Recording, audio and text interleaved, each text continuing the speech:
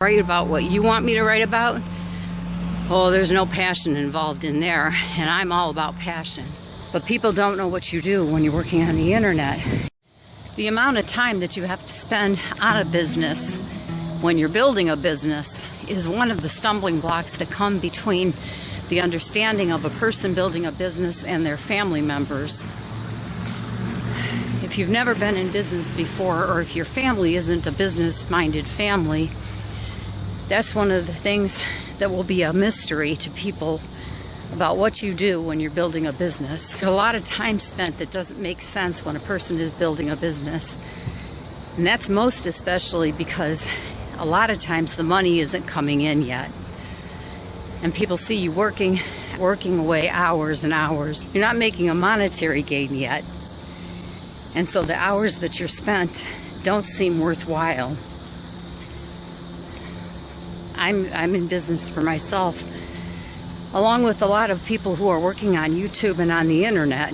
I've got an entire internet empire going on, and most of the time nobody knows what I'm doing. No, I'm not alone on this, because I've seen other internet entrepreneurs who make videos, and in fact they're even teaching other people about what they do.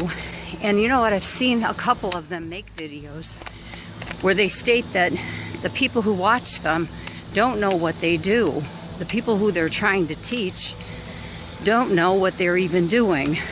They don't know what their job is. They're not successfully getting across the work that they do to other people. That's the bottom line. I'm breathing hard because I'm walking for exercise, because I have a desk job. The majority of the time I'm sitting.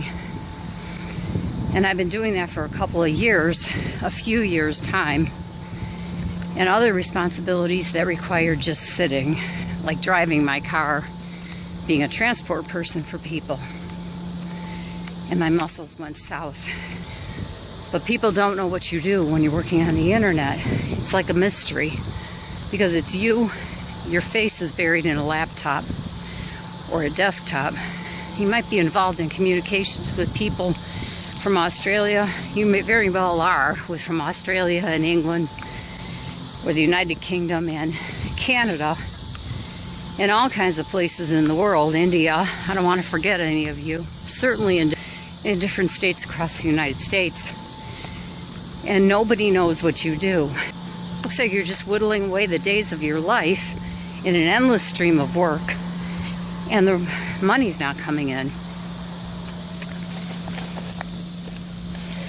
But it takes a lot of effort. It takes a lot of time to build a business. It takes a lot of action that doesn't make sense. I'll give you an example. I started to keep my work in binders. I happen to have dyslexia and other learning disorders, which made it was an obstacle. You know, keeping books and things like that was an obstacle. Even record keeping of inventory and such. So I started keeping binders. I found out that I work best keeping binders, not notebooks. And I started to amass this collection of binders, like 6 or 8 binders. And all of a sudden I'm in a heated discussion with my husband. He's wondering what I'm doing, and I watched him as he walked toward my desk, and there was a whole bunch of binders sitting there on my desk. And he's probably thinking, what on earth is this? He had no clue. He just knew that I wasn't making money yet. You have to do a lot of work that is the precursor to making money. And the money's not going to come in unless you lay the foundation. You have to have some business management in place. And that takes time. I developed an inventory system for my videos for YouTube, and from there I got into a regular upload schedule. Well, I didn't have that written down for a long while. I was just videoing and not even keeping track of them, and just working with them right from the camera card to files on my desktop to the editing suite. I got bogged down. Mentally, that was very hard, and so I developed an inventory system. I have a raw data file system. I don't even want to go over it. It's laborious just talking about this stuff. And I have an upload schedule, and I've got all of that written down these days. I like hard copy files. I don't do it on the computer.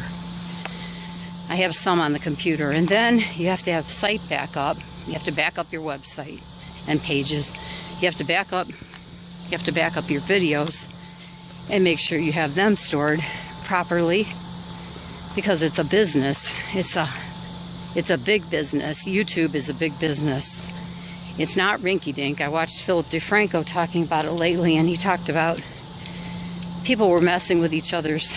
Different YouTube individuals were maybe hacking into the accounts of others, and he said he spoke to the fact that YouTube is a big business. There's lawsuits. You hack into somebody's YouTube account, you're talking about big money that people are, a big money crime. Can't do that. And the website industry, I mean, it's the biggest place to work in the world, is on the internet. You have more opportunity for business across the world than anywhere else in business that there could be. And then you take me, okay? And in 2010, I started my website. I was 54 years old. I started a website, and then by the time in 2012, the very end, December, that would be 2 years, I was 58 when I started on YouTube. Now, how do you explain that to anybody when you've never been in business before in your life, and when practically everything you've tried to do has flopped? I don't want to call myself a failure, but a flop. The biggest success I had was working in fast food restaurants, and I loved it. And if it would pay an income, a reasonable wage, I would still be there. If you could help to raise a family on that, I would still be there. I enjoyed the work. I loved working in retail. I like working with people. And that segues really nicely to working on the internet, because obviously you're working with people across the world. And I'm not intimidated by people, so it was a good fit for me. But I invented it. I had no education in it. I had no education in videography, photography.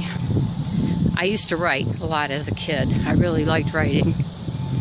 And I used to want to be an author. And they say that whatever you first want to be, whatever that first desire is or ambition, it probably very well could be what your career is meant to be. And it worked out that way for me. I don't write good enough to be hired by anyone else. That's what I get a kick out of. I'm not good enough to go to work for somebody else. I tried. At times I thought of it was like a fail-safe, you know, go to work writing for somebody else. And then I realized I'm not good enough to get hired. I'm not grammatically good enough.